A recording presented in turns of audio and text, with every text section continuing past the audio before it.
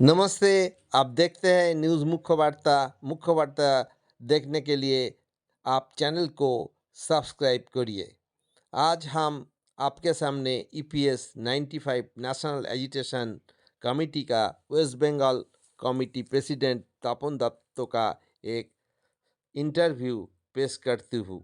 Bureau report news मुख्य वार्ता।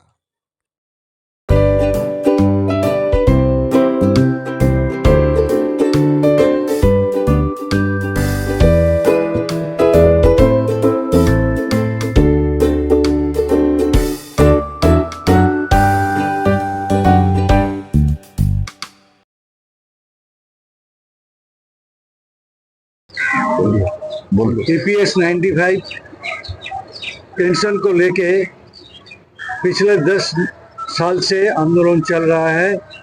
इसके बारे में तपन बाबू आप कुछ बोलिए। सरकार इसके बारे में आप लोग को क्या बताया, क्या उन्होंने डिसीजन लिया, आप बताइए। नमस्कार, धन्यवाद मुख्य वार्ता को जो आपने इतना समय दिया, आपका बहुत मूल्यवान समय हमको दिया है।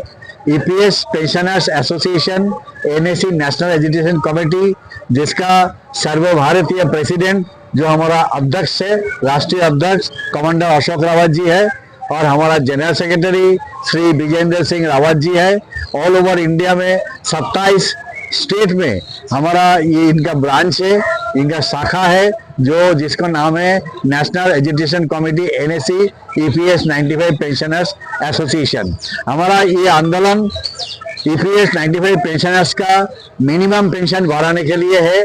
आज से नहीं, 2016 से ये चल रहा है। कमांडर अशोक रावत जी का नेतृत्व में हर स्टेट में, दिल्ली में बहुत बार हमने किया है, रामलीला मैदान में हमने आंदोलन किया, जंतर मंतर में किया। हर स्टेट का जो एमपीज है, उस एमपी से हमको मिला। इवन जो दिल्ली का सभा मंत्रालय है, सब सभा मंत्री से हमारा मीटिंग हुआ। हमारा जो सेंट्रल टीम है, commander Ashok Rawat ji and Vijendra Singh Rawat ji, even Vilas Patil ji, PN Patil ji, ये सब सारे मंत्रियों से मिला, बहुत बार मिला, एक बार नहीं बार बार मिला। इवन जो हमारा प्रधानमंत्री जी है श्री नरेंद्र भाई मोदी जी से 2 बार मुलाकात हुआ, 2019 में, 2022 में। मोदी जी खुद बोला कि आपका ये डिमांड जो है बहुत जेन्युइन डिमांड है, हम ईपीएस पेंशन के लिए कुछ कर रहा हूँ। लेकिन आज तक खाली आश्वासन मिल रहा है, लेकिन काम का कुछ नहीं मिला। हमारा डिमांड क्या है? हमारा डिमांड है जो सरकार ने बोला है मिनिमम पेंशन 1000, और 2014 में, इसके पहले मिनिमम पेंशन करके कुछ भी नहीं था। लेकिन 2014 में ये सरकार ने बोला जो हमारा सरकार जब आएंगे तब हम इसको मिनिमम 3000 करेंगे और साथ में दे भी देंगे एज पर कोशेरी कमेटी रिपोर्ट। लेकिन इनका सरकार आ गया, 3 चुनाव भी हो गया, 2024 में भी यही सरकार आया, लेकिन आज तक कुछ नहीं किया सरकार। ये 78 lakh EPS pensioners all over India में है, और ये 78 लाख में कम से कम 35 लाख जो है 1000 रुपया का नीचे मिलता है। क्यों 1000 रुपया का नीचे? बोलता है they are the reduce pensioner. वो 58 साल तक नौकरी नहीं कर पाया। क्यों नहीं कर पाया? उसका कंपनी बंद हो गया। आप बोले कंपनी जब बंद हो जाता है तो इंडिविजुअल का क्या ये है? आज इंडिविजुअल झेल रहा है, 2 वक्त का रोटी का इंतजाम नहीं हो रहा है, दवाई तो बहुत दूर की बात है। लेकिन ये मोदी सरकार को हमने बहुत बार बोला, वी आर नॉट बेगर, हम भीख नहीं मांग रहा है।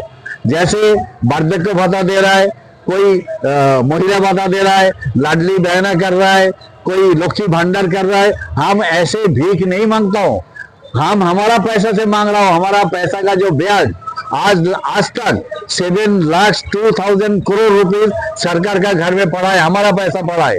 एक आदमी का 20-20 लाख पड़ा है, उसका ब्याज से हम पेंशन चल रहे। इसलिए बोल रहा हूँ कि हमने 25, 30, 35, 40 साल तक हमने काम किया, हमारा श्रमदान किया, इसके बाद हम कंट्रीब्यूट किया।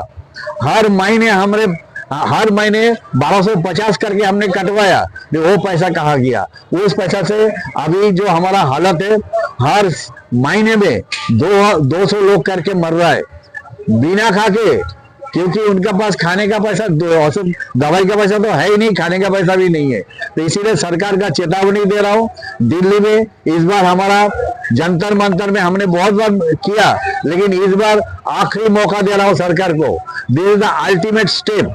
11, 12, 13 जंतर मंतर में हमारा चेन हंगा स्ट्राइक चलेगा।